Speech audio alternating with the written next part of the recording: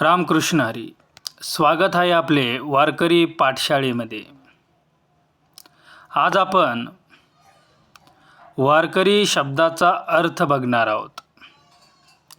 वारकरी हा शब्द वारी या शब्दापासून बनला असावा असे मानले जाते. मूळ वारकरी शब्द हा वारीकरी शब्दाचा अपभ्रंश असावा.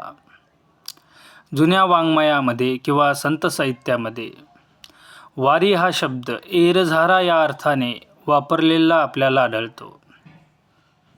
त्यामुळे वारी या शब्दापासून आपल्याला यात्रा किंवा प्रवास असा अर्थ त्या ठिकाणी दिसतो.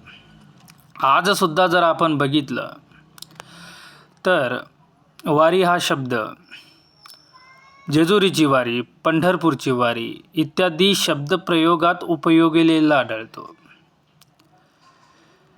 संत ज्ञानेश्वर महाराजांच्या काळात सुद्धा वारी हा शब्द एरझारा याच अर्थाने वापरत असे. या संबंधी आपण पुढील भागात काही उदाहरणं, काही संत प्रमाण बघू. धन्यवाद. रामकृष्ण हरी.